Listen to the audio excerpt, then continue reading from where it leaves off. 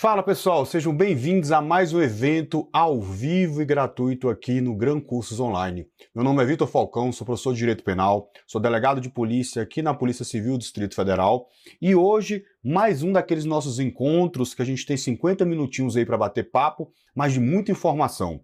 E esse é aquele encontro que a gente consegue interagir mais porque não vai subir para o espaço do aluno. Ele foi feito para isso aqui, para esse momento. Então se você tiver qualquer tipo de dúvida, joga no chat, vamos discutir, vamos conversar aqui sobre direito penal para você chegar bem preparado, preparada na sua prova, tá bom? Então qual é a nossa ideia aqui?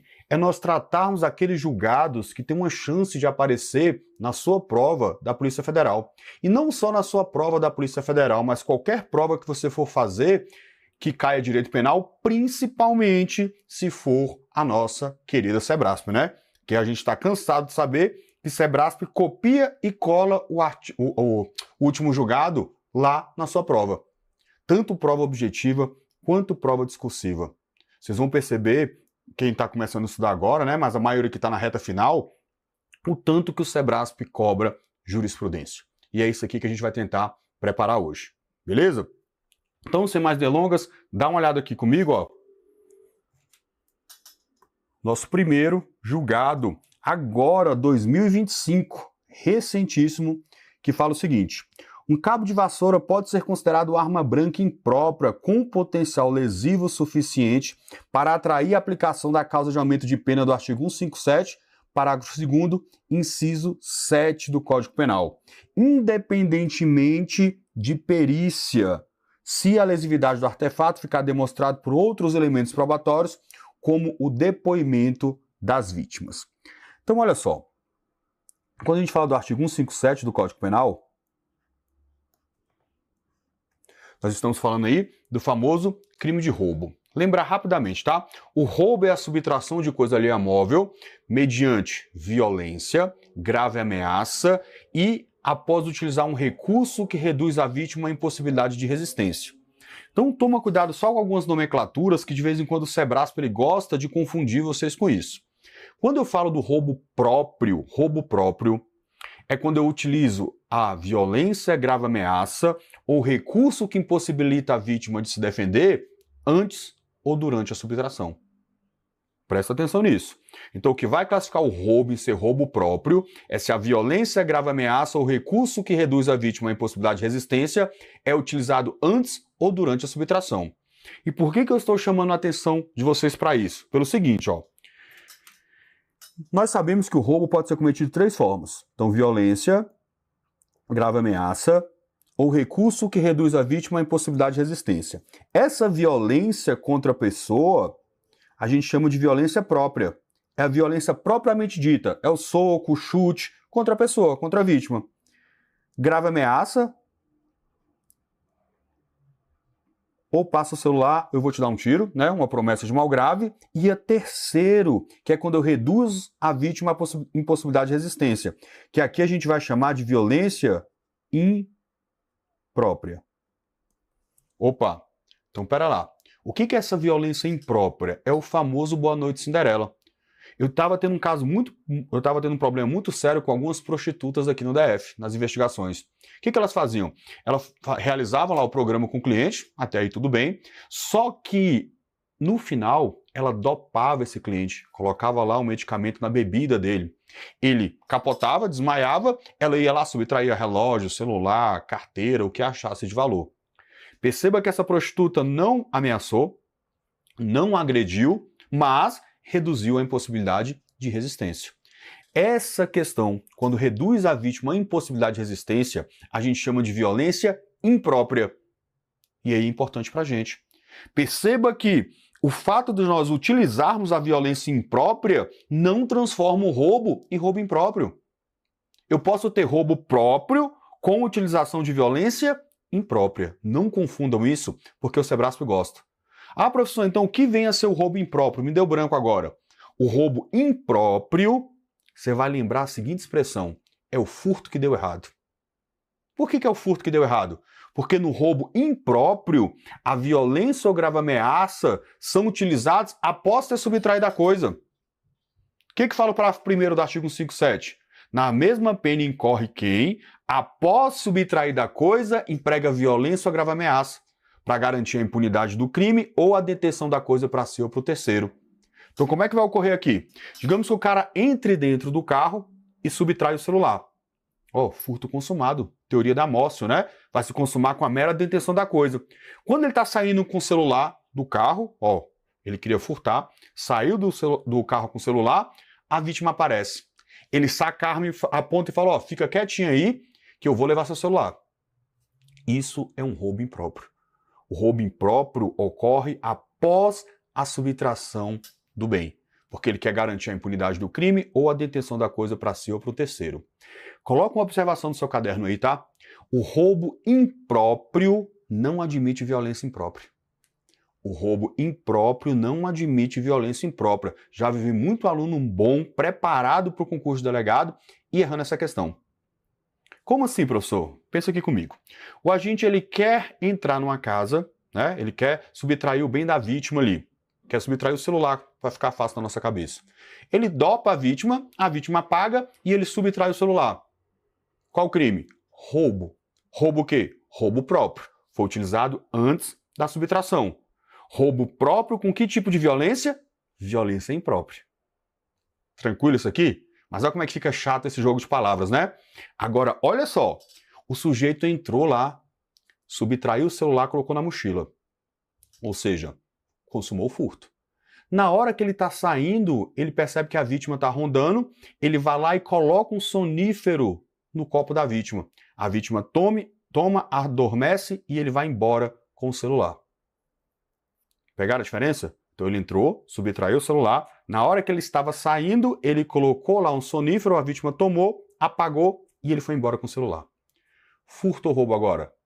Furto. Você fala, professor, eu estava quase entendendo, mas agora não estou entendendo mais não. E por que vai ser furto? Porque o roubo impróprio não admite violência imprópria. Pode abrir seu Código Penal e dar uma lida no artigo 157, parágrafo 1º, não tem previsão da utilização de violência imprópria. Então, roubo impróprio não admite violência imprópria. Cuidado com isso aí, tá? Agora, chegando no nosso julgado, nós temos as hipóteses de roubo majorado ou circunstanciado. Não confundam com roubo qualificado. Esse é um tipo de confusão que um aluno que está se preparando para delegado não pode cometer mais. Quando eu falo de roubo qualificado, a pena em abstrato muda. Todas as vezes que nós estivermos falando de qualificadoras, a pena em abstrato muda. Homicídio simples, 6 a 20. Qualificado, 12 a 30. Furto simples, 1 a 8. Qualificada, lá do parágrafo 4º, 1 a 4, furto simples. Qualificadoras do parágrafo 4º, 2 a 8. Quando eu tenho causa de aumento de pena, a gente fala majorante. Eu mantenho a pena em abstrato e vou aumentar de uma fração. Né? Arma de fogo 2/3, de uso restrito, pena em dobro. Perceba que a gente mantém a pena em abstrato e aumenta de uma fração. Então, uma das hipóteses da gente aumentar a pena do crime de roubo é justamente a utilização de arma branca. Agora, qual o conceito de arma? Sempre teve uma discussão na doutrina esse conceito de arma branca. É aquela arma que foi criada especificamente para servir de arma? Punhal, espada, faca, facão. Ou qualquer tipo de arma que sirva para lesionar ali a vítima. Hoje prevalece, ficou claro para a gente, né, que esse conceito é amplo. Então o sujeito usou um pedaço de madeira, ele utilizou uma tesoura, utilizou uma chave de fenda. Tudo isso vai entrar no nosso conceito de arma branca. E foi justamente o julgado, olha, vamos voltar aqui nele? Fala bem assim, ó, que um cabo de vassoura pode ser considerado arma branca, imprópria, com potencial lesivo suficiente para atrair a aplicação da causa de aumento do 157, parágrafo 2º, inciso 7. Independentemente de perícia, se a lesividade do artefato ficar demonstrada por outros elementos probatórios, como o depoimento da vítima. Nesse julgado em concreto aqui, ó, o cara colocou o cabo de vassoura no pescoço da vítima e obrigou a vítima a entregar os bens.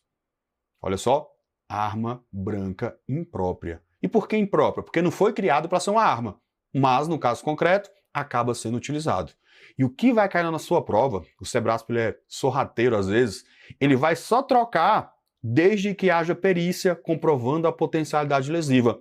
E o julgado dispensou. Se existirem outros elementos probatórios, principalmente depoimentos de testemunha, a gente vai dispensar essa perícia.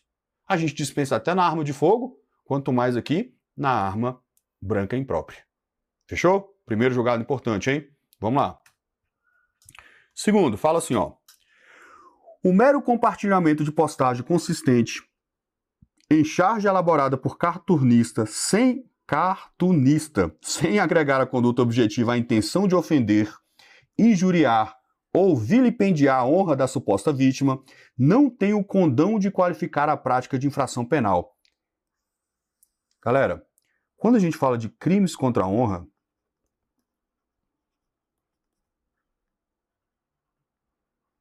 a gente tem que lembrar o seguinte, ó. Essa honra, ela pode ser objetiva e subjetiva. Objetiva e subjetiva. Beleza. Agora, olha só. Quando eu falo de honra objetiva, é reputação. É o respeito que o indivíduo goza no meio social. E honra subjetiva, autoimagem, autorretrato. As características que nós mesmos nos atribuímos. Beleza? Então, você tem que lembrar na prova, né? Não é igual o pessoal chega na delegacia, parece que é um kit. Toda vez, galera, toda vez que chegam na delegacia para registrar, ah, doutor, eu quero registrar aqui uma ocorrência de calúnia, injúria e difamação. Como se fosse uma coisa só. Nas notícias a gente também, né, escuta o pessoal falando na mídia como se fosse uma coisa só. Mas são 3 crimes totalmente diferentes. Quando eu falo aqui de calúnia, difamação e injúria, para sua prova você precisa pelo menos saber de cara identificar os 3. Então, bem fácil para a gente não esquecer. Vamos lá. Calúnia é imputar um fato falso definido como crime. Imputar um fato falso definido como crime. Grava aí. Difamação, imputar um fato ofensivo à reputação. Injúria, não tem fato. Ofender o decoro ou a dignidade. Então, a prova te fala que o sujeito A, durante uma reunião de condomínio, chamou o síndico de ladrão estelionatário. Muito comum, inclusive, né? Se tem uma coisa que dá rola é reunião aí de condomínio. O cara levantou e falou que nada, todo mundo não sabe que você passa de um ladrão, de um mero ladrão estelionatário, tá todo mundo sabendo. Qual o crime que esse sujeito praticou? Cuidado, tá? Crime de injúria. Eu vou aqui ter calúnia só se existir a imputação de um fato concreto. Tem que ter a imputação de um fato. Então olha como é que é diferente aqui. Chamei de ladrão. Ó, só estou ofendendo o decoro à dignidade. É o vulgo xingamento, injúria. Foi você que subtraiu o celular de ciclana aquele dia lá no barzinho na hora que você foi embora. Crime de calúnia. Eu imputei um fato falso definido como crime. Você não passa de um traficante. Injúria. Ah, você estava vendendo droga lá naquela festa, na data tal. Olha só, agora passa a ser calúnia. Perceberam aqui a diferença básica? Então, calúnia, imputação de fato falso definido como crime, injúria, ofender de decoro ou dignidade. Ainda que seja de característica de quem pratica crime. Esse é o peguinha da prova. Falar que chamou de estuprador, de estelionatário, de ladrão, tudo aqui vai ficar na injúria se não tiver imputação de fato. Fácil, né? E a difamação? Eu até tenho um fato. Só que esse fato só precisa ofender a reputação. Ele não precisa aqui, ó, ser falso. Ele não precisa ser definido como crime. Basta que ofenda a reputação. Esse é o crime mais fácil de ser cometido. Eu moro na região aqui em Brasília chamada Águas Claras. É o crime campeão aqui de Águas Claras. Por quê? Porque é o crime do vulgo fofoqueiro ou fofoqueira. Imagina que seu vizinho, ele tem uma relação extraconjugal. A mulher vai trabalhar e ele recebe outras mulheres na casa dele. Você vê essa cena e sai falando pro condomínio inteiro. Te pergunto, o fato era verdadeiro. Ele realmente tinha o caso extraconjugal. Adultério deixou de ser crime desde 2006, então o fato não era definido como crime. Mas você praticou difamação ou não? Praticou. Descobre que sua vizinha é garota de programa, sai falando para todo mundo. Difamação. Ainda que ela seja garota de programa. Tranquilo? Agora, o que foi importante aqui para o nosso julgado? O que é importante para o nosso julgado? É o elemento subjetivo específico dos crimes contra a honra. Olha o que o julgado fala. Ele fala assim, ó. Intenção de ofender, injuriar ou vilipendiar a honra da suposta pessoa. Então a gente só vai falar em crime contra a honra se tiver a intenção de ofender a honra. A gente tem o dolo, todos os crimes contra a honra são dolosos, mas a gente tem um elemento subjetivo específico. Qual é? Ofender o decoro ou a dignidade ou a honra objetiva dessa vítima. Vou te dar um exemplo que vai ficar na sua cabeça, nunca mais você esquece. Estava eu um dia desse, na praça de alimentação do shopping, fui lá almoçar. Quando eu estou sentado, eu vejo duas amigas se abraçando. E elas se abraçavam e riam. Oh, mas olha como é que elas se cumprimentaram. Caramba, quanto tempo, hein, sua rampeira? A outra, não sei o que, sua vagaba. Olha só, estavam claramente xingando uma a outra. Estavam xingando. Mas eu te pergunto, nesse contexto que eu contei, que elas estavam se xingando uma a outra, se abraçando e rindo, o fato delas estarem xingando, ela tinha finalidade de ofender a honra da amiga? De jeito nenhum. Então, se faltar esse elemento subjetivo específico de querer ofender a honra, desaparece os crimes contra a honra. Homem também sabe, né? Quanto mais intimidade o cara tem com o outro, mais amigo, mais se cumprimenta xingando. Tem o dolo, tem vontade e consciência de proferir um xingamento, mas não tem um elemento subjetivo específico de ofender o decoro ou a dignidade. Pegaram essa? Nós tivemos outro julgado, eu nem trouxe, tá? Mas olha como é que foi a situação. A amiga ligou para outra na extensão no trabalho. E aí, quando a outra tirou o telefone do gancho, ela começou a descascar o chefe, xingando o chefe de tudo quanto é coisa. Quem estava na extensão esse dia? O chefe. O chefe foi lá e fez um boletim de ocorrência. Essa situação acabou chegando nos tribunais. Quando chegou no tribunal, ela falou, opa, peraí. Ela não tinha ânimo de ofender a honra dele, não. Porque senão teria falado diretamente para ele. Ela estava com ânimo de desabafo ali. Não tinha intenção de ofender o decoro, a dignidade, não tinha essa intenção específica de injuriar. Pegar isso aí? Importante pra caramba, tá? Então aqui, olha, o cartunista estava fazendo a charge dele e ele não tinha a intenção específica de ofender a honra da pessoa, desaparecendo aqui o crime contra a honra.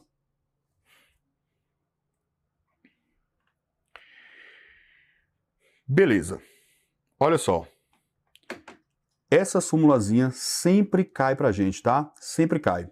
A competência para processar e julgar o crime de uso de documento falso é firmada em razão da entidade ou órgão ao qual foi apresentado o documento público, não importando a qualificação do órgão expedido. Pra gente voltar nisso aqui, deixa eu dar uma adiantada aqui. Nessa parte aqui a gente volta, ó.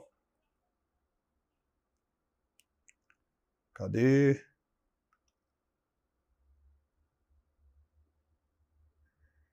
Ah, não. Vou colocar aqui mesmo. Ó, nós temos dois crimes específicos. Artigo 304 e o artigo 307 do Código Penal. 304 traz o uso de documento falso e o 307 traz falsa identidade.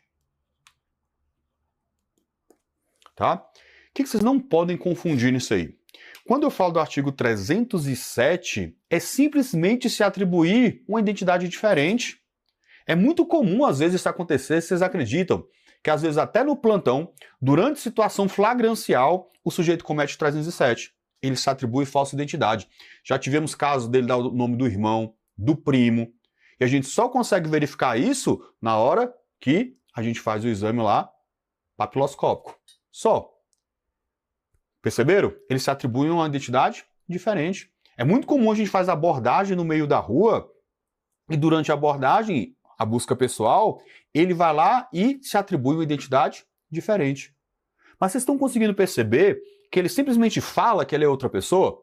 Ele não utiliza nenhum tipo de documento. Porque se ele utilizar o documento, aí a gente fica ali diante do 304, que é uso de documento falso. Então, no uso de documento falso, eu preciso de efetivamente utilizar esse documento. Tem que apresentar. Então, a gente vai lá e realiza a busca pessoal dele agora. Fala, olha, você está portando documento aí? Ele estou. Aí ele vai lá, tira a identidade falsa e apresenta para a equipe. Uso de documento falso. Até aqui tranquilo? Fácil, né? Agora, o que essa súmula aí é importante e caiu em prova recentemente?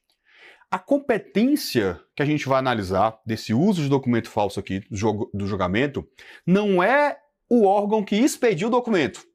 Não é isso que eu vou analisar. É para quem a gente apresentou. Então, no caso concreto, esse documento falso havia sido apresentado para um policial federal. Competência da Justiça Federal. Guarda isso aí que é importante pra caramba pra gente na nossa prova. Muito importante mesmo.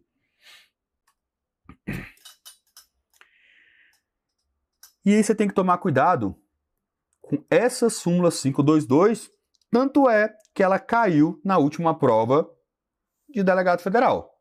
Olha só, a conduta de atribuir-se falsa identidade perante a autoridade policial é típica, ainda que em situação de alegada autodefesa. Vamos lá. O que é muito comum que eu falei? Durante a abordagem, a gente faz a busca pessoal, fundada a suspeita, a gente vai lá e faz a busca pessoal. Durante a busca pessoal, esse sujeito eu falo assim, olha, você tem qualificação aqui no DF? Ele tem sim. Qual é o seu nome? Aí ele é o Paulo, ele fala, não, sou José da Silva. E por que ele falou que o nome dele é José da Silva? Porque ele tá cheio de BO, tá cheio de problema, e às vezes tem até mandado de prisão expedido contra ele anteriormente. O que os advogados começaram a levantar a tese? Fala, opa, peraí, meu cliente ele não pode ser obrigado a dar o próprio nome se ele sabe que isso aí vai contribuir para ele ser preso.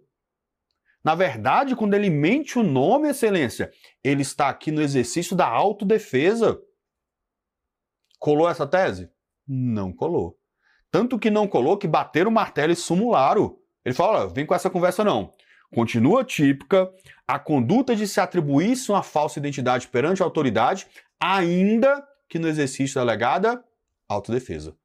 Então não vamos cair nessa. Ó, questão cobrada na última prova aí. Falou assim, o indivíduo foragido do sistema carcerário que utiliza a carteira de identidade falsa perante a autoridade policial para evitar ser preso pratica o crime de falsa identidade. Eu queria que você jogasse no chat aí se essa questão tá certa ou tá errada. Tem uma maldade do Sebrasp aí, hein? Joga aí, só para eu ver como é que tá o raciocínio jurídico de vocês.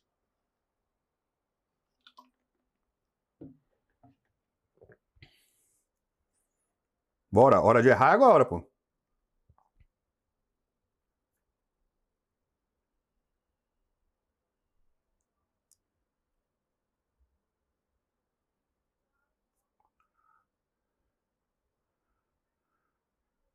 E aí? Ó.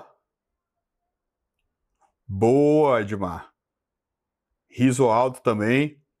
Exatamente. Cara, por isso que eu falo, ó, como é que você faz prova de direito penal, principalmente do Sebrasp? Circulando as palavras que estão aparecendo. Porque você começa a ler essa questão, às vezes o aluno está tanto tempo estudando, resolvendo tantas questões que ele bate o olho e fala, ah não, súmula 522 de novo, ó, tá certo. Só que tem um erro nessa questão. Olha o que a questão fala aqui. Ele falou, ele utiliza carteira de identidade falsa. Se ele utiliza carteira de identidade falsa, ele fica no 304, uso de documento falso. E não falsa identidade do 307, onde não existe a utilização efetiva do documento. Galera, tá ligado, hein? O GRAM é fora da curva, pô. O que a gente vai ter de policial federal e delegado de polícia federal nesse concurso não tá escrito. Próximo julgado, importantíssimo para a nossa prova também, ó. O princípio da insignificância é aplicável ao crime de contrabando de cigarros quando a quantidade apreendida não ultrapassar 1000 maços, seja pela diminuta reprovabilidade da conduta, seja pela necessidade de se dar efetiva a repressão e o contrabando de vulto, excetuada a hipótese de reiteração da conduta. Muito importante para a gente. Vamos diferenciar aqui basicamente o descaminho e o contrabando, né? Não é nossa aula 6 de matéria. Eu estou até entrando em alguns pontos aqui porque é importante para a gente. Mas no descaminho, você introduz a mercadoria permitida aqui no território nacional e você quer ilidir o pagamento de tributo. Você não quer pagar o tributo. Você vai lá para o Paraguai, enche o carro de muamba e volta sem declarar isso para ninguém. Isso é o descaminho. Você viaja para o exterior, volta e ignora a alfândega. Não declara esses bens que você adquiriu lá. Entenda que no descaminho o bem é permitido. você pode entrar com bem. Você pode comprar celular, você pode comprar relógio, não tem nada a impedir e não está sujeito a uma regulamentação especial. Mas você não quer o quê? Pagar o tributo. Você quer elidir o pagamento de tributo. E isso é o descaminho. Não acredito que vá mais cair na nossa prova, né? Isso é mais batido do que tudo. É se o princípio da insignificância é aplicável ao descaminho. A gente sabe que sim, e até 20 mil reais. Isso aqui não tem discussão mais nenhuma.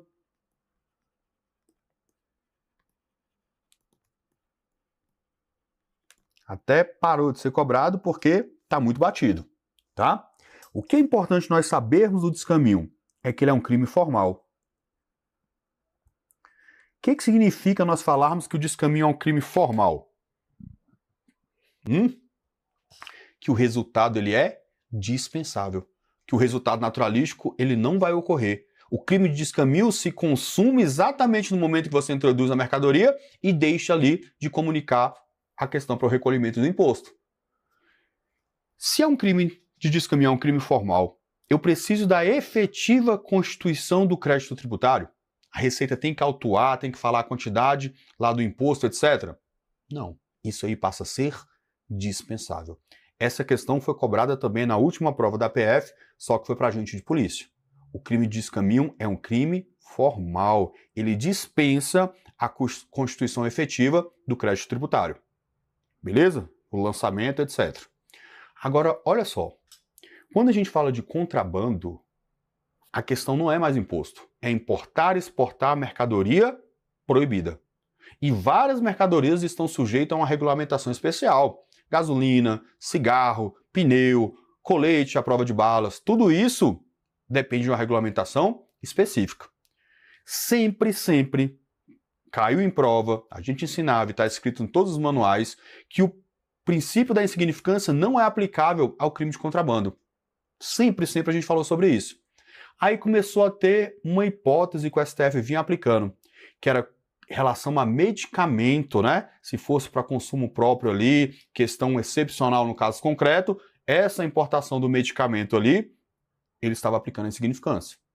E agora ele bateu o martelo, o STJ, recurso repetitivo, sobre a questão do contrabando de cigarro. Eu vou aplicar a insignificância no contrabando de cigarro até 1000 maços. Até 1000 maços. Toma cuidado, isso acabou de cair para juiz federal e tem chance de cair novamente na nossa prova.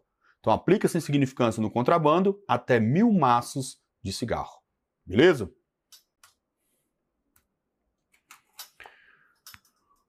A desobediência à ordem legal de parada emanada por agentes públicos em contexto de policiamento ostensivo para prevenção e repreensão de crimes constitui conduta penalmente típica prevista no artigo 330 do Código Penal Brasileiro. Muito boa também essa questão.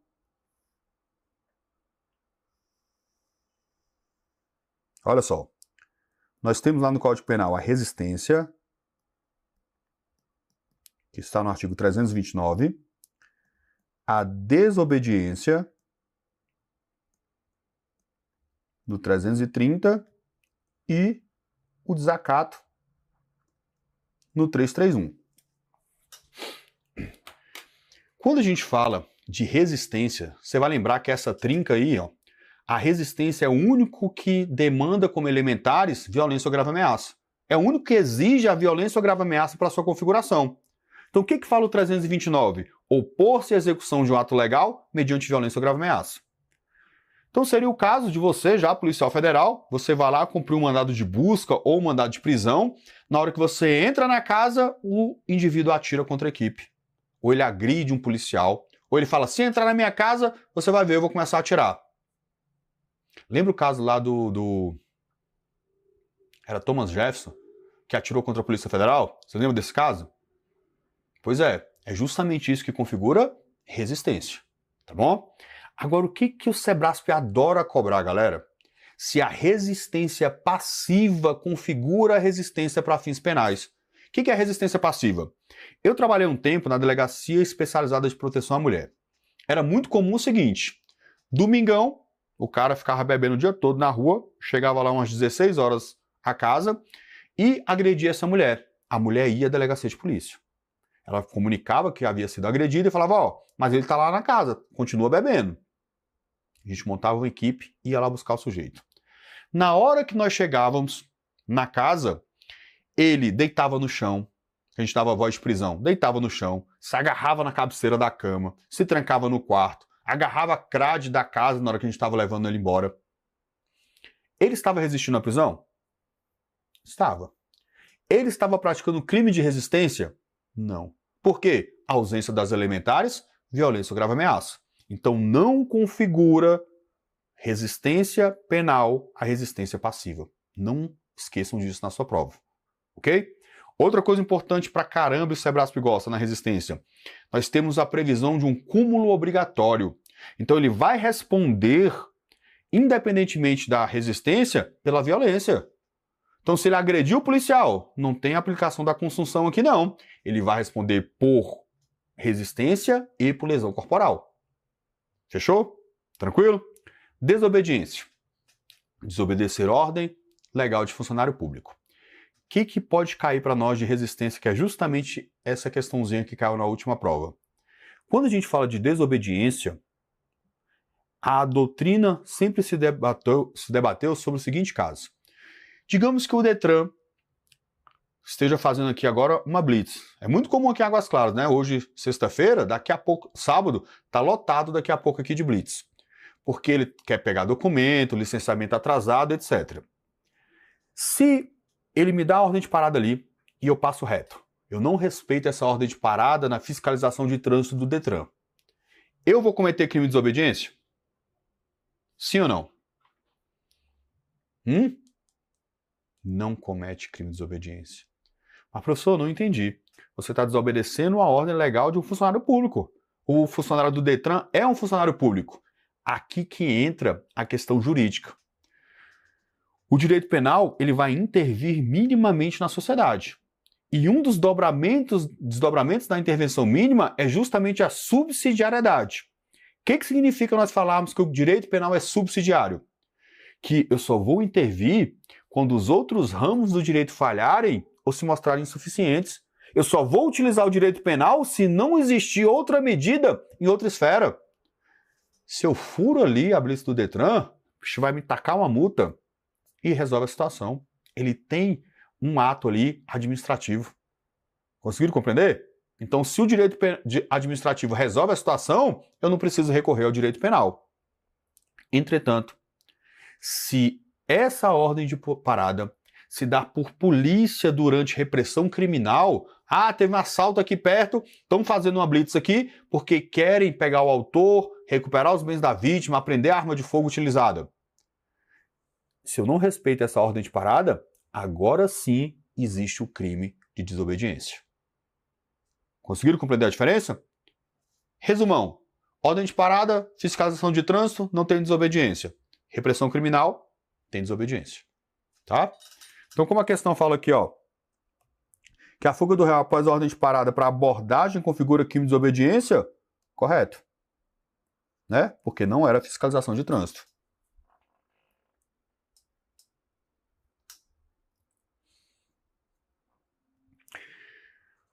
Pois é, olha só. O crime de redução à condição análoga de escravo, isso aqui é a cara da PF, né? Está previsto lá no nosso artigo 149 do Código Penal, que é a redução à condição análoga à de escravo. Pode ocorrer independentemente da restrição à liberdade de locomoção do trabalhador, uma vez que esta é apenas uma das formas de cometimento do delito, mas não é a única. O artigo 149 prevê outras condutas que podem ofender o bem juridicamente tutelado, isso é, a liberdade do indivíduo de ir e vir, de autodeterminar, dentre elas submeter o sujeito passivo do delito a condições degradantes de trabalho. Assim, a efetiva restrição de liberdade das vítimas é prescindível, ou seja, não precisa, para a configuração do crime de redução à condição análoga de escravo. Então toma cuidado, tá, galera? Aqui, às vezes, a prova pode utilizar, principalmente na prova da Polícia Federal, a seguinte expressão: plágio. Crime de plágio é o crime de redução à condição análoga à de escravo. Isso aí muita gente acaba confundindo na prova, né? A questão do plágio significa a sujeição de uma pessoa ao poder da outra. Aí cai na nossa cabeça assim, ó, poxa, redução à condição análoga de escravo, aí você lembra que escravo, que os seres humanos lá, a questão da dignidade era totalmente ferida, porque era uma propriedade, mas a gente pressupõe, quando começa a estudar, restrição da liberdade. Não precisa. E não foi uma vez, tá? Isso aqui é constantemente reiterado. Esse aqui mesmo foi de 2023. Então a gente já teve várias discussões em relação a isso aqui. E os tribunais chegaram à conclusão que não precisa, e não precisa mesmo. Muitas vezes, quando determinadas pessoas são autuadas por esse crime, o trabalhador, ele vai para casa. Ele vai para casa. Mas ele vai para casa e ele trabalhou de 5 horas da manhã às 23 horas. Ele não consegue aferir praticamente nenhuma renda, porque no final ele gastou tudo para sua própria subsistência, onde a empresa mesmo fornecia isso para ele. Ou seja, ele trabalhava para pagar o que ele estava gastando para trabalhar. Condição análoga à de escravo. Nós tivemos até um caso de uma empregada doméstica que era justamente isso. Ela ficou anos trabalhando para a patroa e a patroa cobrava dela questão do quartinho que ela dormia, da comida que ela consumia, e acabava que ela não ganhava nada. Ela poderia sair dali a hora que quisesse? Poderia. Poderia, no final de semana, visitar parente? Poderia. Mas essa condição degradante é o suficiente para configurar a redução à condição análoga de escravo. Isso continua sempre na moda, né? Volta e meia a gente vê uma marca famosa respondendo por isso aí, né? Volta e meia a gente vê isso aí na mídia. E é a cara da Polícia Federal. Tanto é que caiu na última prova também. Ok. O crime de redução à condição análoga de escravo pode ocorrer independentemente da restrição à liberdade de locomoção do trabalhador. Lembra que não precisa restringir essa liberdade, basta que o submeta a uma condição degradante.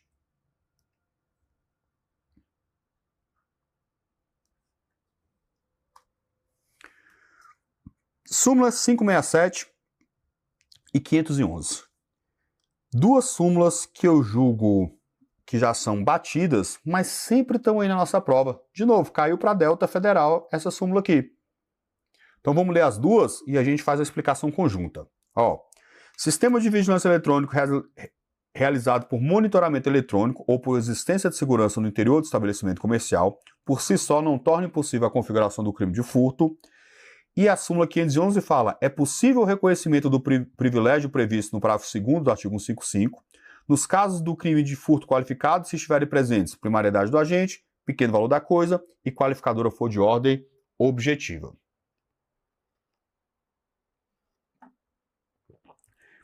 O que acontece com essa súmula 567? A última vez que o Sebrae cobrou, ele cobrou de maneira literal, copiou e colou na prova, bem fácil mesmo. Mas ele pode dar uma complicada.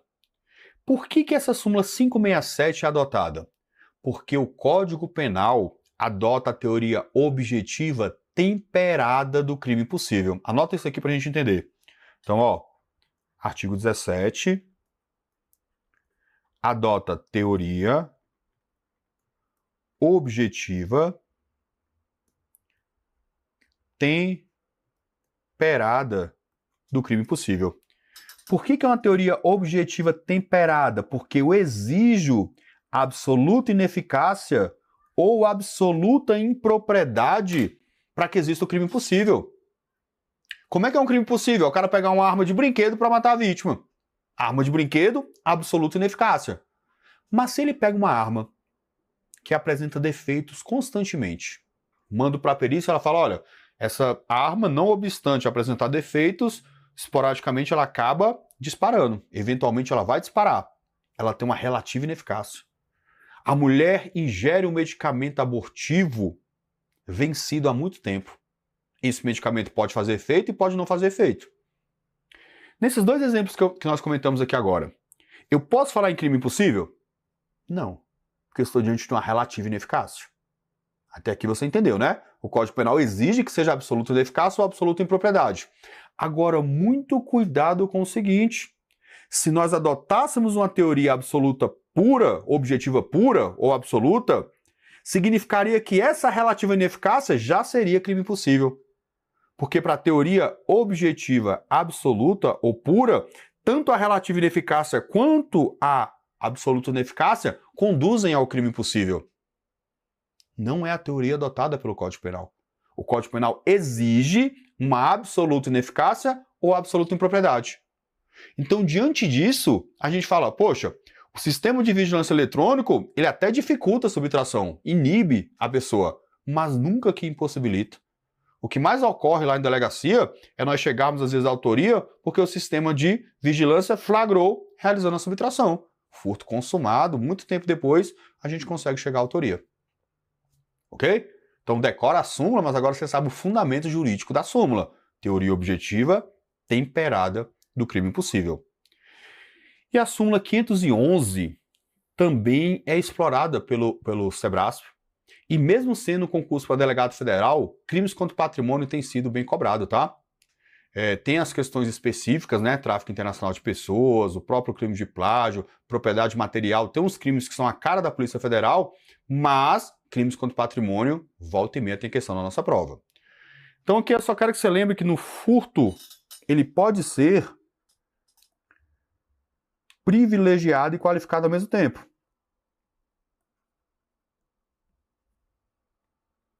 E para isso a gente vai precisar de 3 requisitos. Ó, primariedade do agente,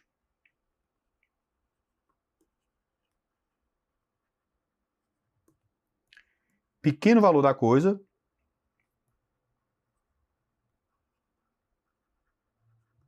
e qualificadora objetiva. Certo? Aqui tem alguns peguinhas que a gente tem que ficar ligados. Tá? Algumas coisas que a gente tem que ficar importante, que é importante pra gente. Tem que ficar de olho, que é o seguinte. Primariedade do agente é uma questão jurídica, é um conceito jurídico. Primariedade do agente não é quem nunca praticou crime. Primariedade do agente é aquele que não sofre mais os efeitos da reincidência. Explico. O cara cumpriu pena, terminou de cumprir a pena, passaram-se 5 anos, que a gente chama de período depurador, ele volta a ser primário. Então perceba que o sujeito praticou um crime, cumpriu a pena, 5 anos depois eu não aplico mais os efeitos da reincidência. Tecnicamente primário. Então, primariedade do agente. Pequeno valor da coisa. Tem valor determinado? Tem valor determinado. Até um salário mínimo. Até um salário mínimo. A gente vai aqui considerar pequeno valor da coisa. E para que seja privilegiado e qualificado, eu preciso que a qualificadora seja de ordem objetiva. Isso foi cobrado pelo Sebrasp recentemente, TRF 5ª Região. Que é o seguinte, ó. Aqui no furto é mais fácil que no homicídio. Porque no homicídio eu admito que ele seja privilegiado e qualificado, eu exijo que a qualificadora seja objetiva, ligada aos meus e modos de execução, só que lá para você identificar é mais difícil, porque tem várias que são subjetivas. Motivo fútil, motivo torpe, as conexões. Aqui no furto não. Só tem 2 que a doutrina considera que é de ordem subjetiva, que é abuso de confiança e fraude. A fraude ainda tem uma discussão. O abuso de confiança todo mundo admite, mas a fraude tem uma discussão. Entretanto, o Sebrasp considerou a fraude qualificadora subjetiva. Então, para a nossa prova, a gente já sabe que ele considera qualificadora subjetiva. Então, o que é importante? As únicas qualificadoras do furto que vão impedir que ele seja privilegiado e qualificado ao mesmo tempo é abuso de confiança e fraude. Todas as outras, a gente vai falar aqui, admite que ele seja privilegiado e qualificado.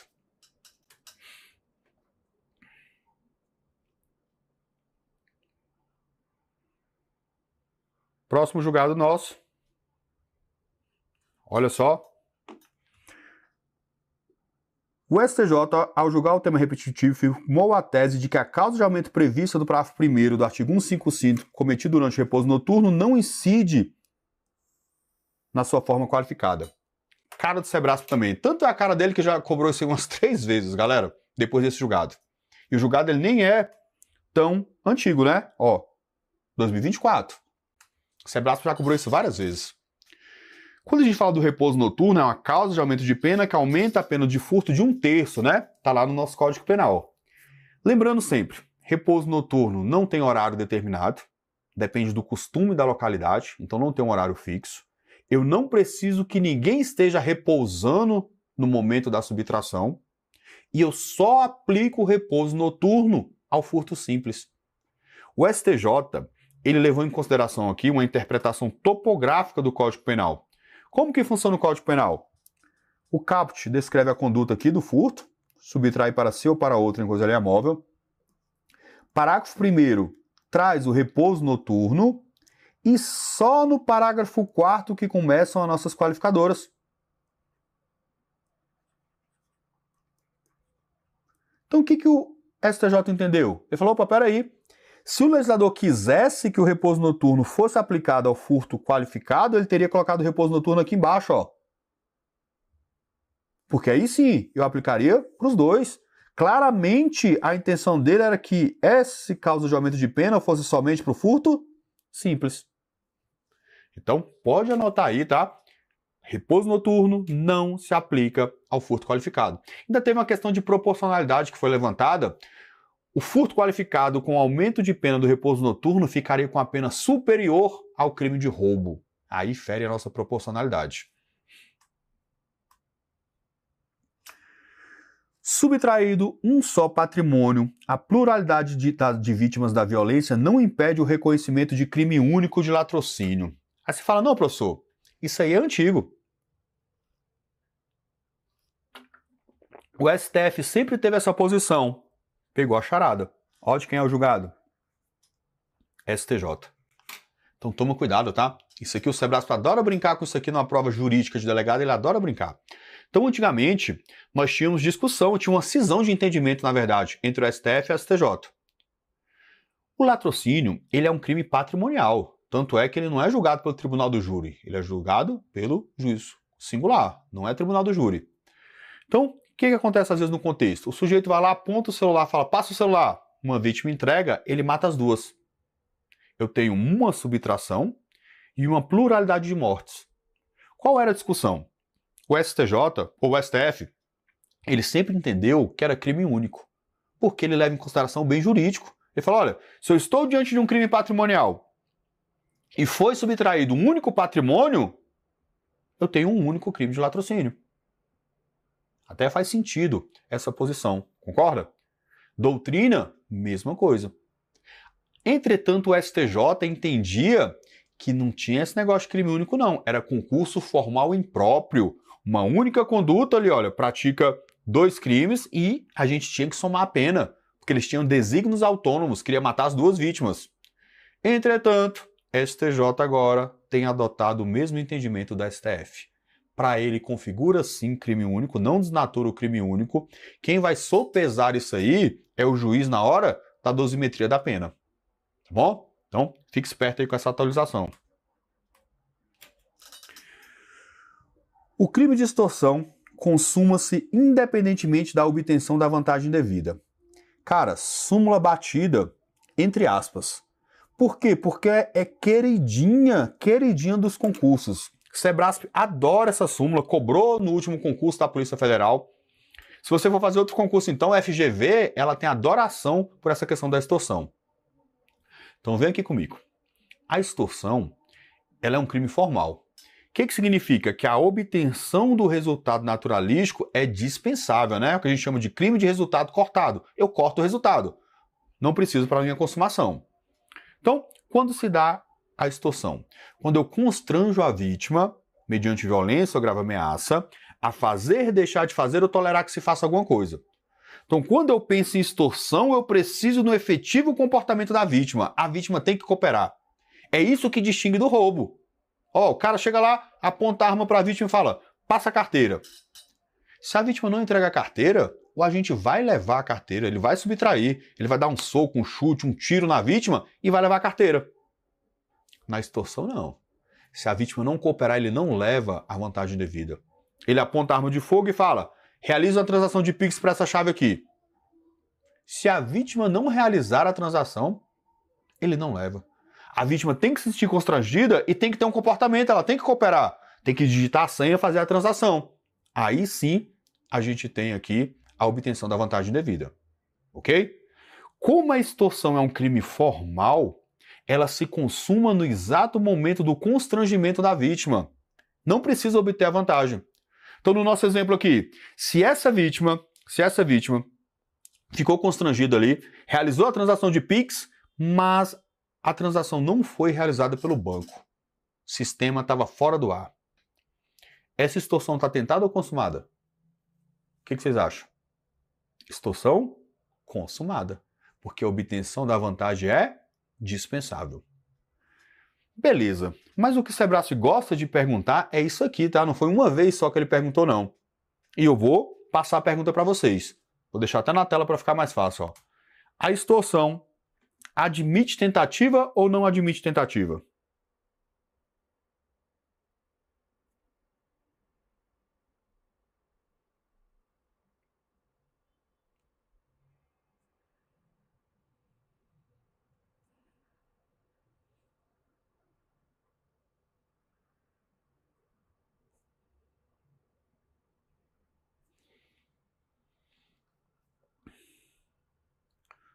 Deixa eu ver aqui se a galera jogou.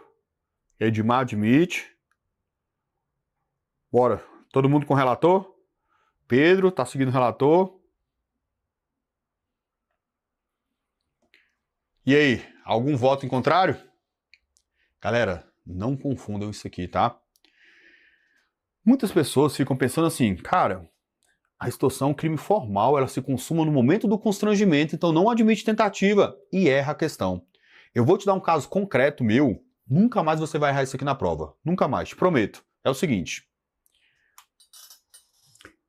Eu tinha um sujeito que ele conseguiu umas fotos nuas da menina. E ele mandou mensagem para essa menina no Instagram, exigindo vantagem econômica dela. Falou, olha, se você não me transferir aí R$1.000, eu vou divulgar suas fotos. Certo? Se você não me transferir R$1.000, eu vou divulgar suas fotos. Sabe o que ela falou para ele? No próprio Instagram, que ela levou o print na delegacia? Dane-se. Pode divulgar as fotos aí, é bom que eu fico famosa. Não estou preocupado se você vai divulgar ou não. Galera, ele tentou constranger essa menina? Tentou. Ele conseguiu? Não. Tentativa de extorsão. Então perceba que, ó, eu tenho o momento da exigência da vantagem. Não é aqui a consumação do delito, não. Eu tenho, olha, a exigência da vantagem, eu tenho o constrangimento da vítima e eu tenho a obtenção da vantagem devida.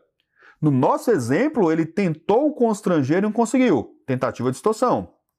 Se essa menina tivesse se sentido constrangida, tentasse arrumar o dinheiro e não conseguisse, aí sim a nossa extorsão estaria consumada. Porque ela se sentiu constrangida, a obtenção da vantagem que é dispensável. Tranquilo demais aqui? Então perceba que aqui, ó, se tivesse recebido a grana, era mero exaurimento, não tinha mais a ver com a consumação, mas eu preciso constranger essa vítima. Beleza? Galera, já passamos do horário aqui, na verdade, já tem quase 1 hora que a gente está batendo um papo. Como sempre, agradeço demais a presença de vocês, tá? Estou sempre lá no @DeltaVitorFalcão. Qualquer tipo de dúvida, pode jogar lá, pode se identificar como aluno do GRAN, que eu tenho o maior prazer possível. Eu sempre falo, tá? Hoje eu estou na condição de professor de vocês, mas logo, logo a gente está na condição de colega de trabalho. Daqui uns dias a gente está trocando figurinha, isso acontece, galera. Eu tenho vários ex-alunos. Daqui a pouco vocês estão falando, olha, queria uma informação aí do DF, daqui a pouco eu estou pedindo uma informação para vocês, tá bom? Então a gente está formando aqui, é uma grande rede para nós ombrearmos juntos aí na segurança pública, defendendo a sociedade. Não tenha dúvida, vocês nunca irão se arrepender de estar estudando, tá? A gente entra pela porta da frente, sem dever favor para ninguém, e você vai sentir um grande orgulho de si mesmo. Um grande orgulho de você ter decidido a ser o agente transformador da sua própria vida. E para isso, pode contar sempre comigo. Estou lá no @DeltaVitorFalcão. Bons estudos, até a próxima. Valeu!